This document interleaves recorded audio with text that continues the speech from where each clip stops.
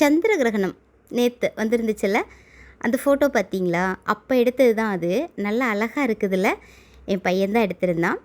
அப்புறம் இந்த கிரகணம் முடிஞ்சிச்சு அப்படின்னா எப்போதுமே வீடெல்லாம் தொடச்சிட்டு குளிச்சுட்டு அதுக்கப்புறம் தான் சமைச்சு சாப்பிட்றது என்னோடய வழக்கம். நேற்று ராத்திரி 8 மணி அந்த மாதிரி தானே முடிவாக இருந்துச்சு. அதனால நேற்று வீடெல்லாம் துடைக்கல, குளிச்சுட்டு மட்டும் சாப்பிட்டாச்சு. இன்றைக்கி காலையில் தான் வீடெல்லாம் தொடச்சிட்டு அப்புறம் சாமி ரூம் எல்லாமே தொடச்சிட்டு விளக்கெல்லாம் விளக்கிட்டு அந்த வழிபாடே நான் ஆரம்பிச்சிருந்தேன். இப்போ நம்ம கோவிலுக்கு போகிறோம் அப்படின்னா எப்போவுமே அந்த கிரகண டைமில் நடை சாத்திடுவாங்க. அதுக்கப்புறமா கோவில்லாம் சுத்தம் பண்ணிட்டு தான் நமக்கு வந்து நடை திறப்பாங்க இல்லையா? நம்ம வீடுமே கோவிலுக்கு சமம் தானே, நம்ம பூஜை அறையுமே. அதனால நானுமே அந்த பூஜை அறை எல்லாத்தையும் இருக்கிற எல்லாத்தையுமே எடுத்துட்டு தொடச்சி விட்டுட்டு அதுக்கப்புறம் இந்த விளக்குகள் எல்லாமே விளக்கிட்டு அப்புறம் சாமிக்கு ஒரு பால் அபிஷேகம் மட்டும் பண்ணிக்கலாம் அப்படின்னு அந்த மாதிரிக்கு அபிஷேகம் தான் பண்ணியிருந்தேன். நெய்வேத்தியத்துக்கு ஒரு கிர்னி பழம் வீட்டில் இருந்துச்சு, அதுதான் எடுத்துக்கிட்டேன்.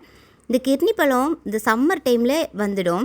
இந்த பழம் வந்துருச்சு அப்படின்னாலே போதும், என் பிள்ளைக்கு ஸ்கூல்லேருந்து வரும்போதே ஏதாவது பசிக்குதுமா, என்னது இருக்குது, ஸ்நாக்ஸ் கொடுங்க அப்படின்ட்டு தான் வருவாள். வந்தோடனே சாப்பாடெலாம் சாப்பிட மாட்டாள், அவளுக்கு ஸ்நாக்ஸ் தான் வேணும். ஆனால் இந்த கிர்னி பழம் இருந்துச்சுன்னா அவளே ஜூஸ் அடித்து அவளுமே எடுத்துகிட்டு எனக்கும் கொண்டு வந்து கொடுத்துடுவா. இந்த கிர்னி பழம் ஜூஸ் அடிக்கும் போதேவும் ஒரு நெல்லிக்காவும் சேர்த்துக்குவோம். அது தனியாக சாப்பிட எங்களுக்கு அவ்வளோவா பிடிக்காது. தனியாக ஜூஸ் அடிக்கவும் அது அவ்வளோவா விருப்பம் இருக்காதா.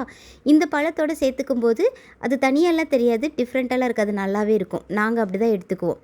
ஆனால் என் பையன் மட்டும் இதெல்லாம் எடுத்துக்கிறதே கிடையாது. ஜூஸ் எடுத்துக்கடா அப்படின்னா அதெல்லாம் வேண்டாம் அப்படிங்கிறான். சம்மர் வந்துடுச்சுடா, தலையில் இனிமேல் எண்ணெயெல்லாம் தேய்ச்சிக்கணும், வெந்தயம் சேர்த்துக்கணும், ஜூஸ் குடிச்சிக்கணும், அப்புறம் அந்த பழைய சாப்பாட்டு தண்ணிலாம் ரொம்ப நல்லதுடா அப்படின்னா இதெல்லாம் எனக்கு செட் ஆகாதுமா அப்படிங்க. இந்த பிள்ளைங்கள்லாம் நம்ம சொல்கிறத கேட்டுக்குது. இந்த பசங்க மட்டும் கேட்கவே மாட்டேங்கிறாங்க என்ன சொன்னாலும். எல்லா வீட்லேயும் இப்படித்தானா, இல்லை என் பையன் மட்டும்தான் இப்படி இருக்கானா அப்படிங்கிறதே எனக்கு தெரியல.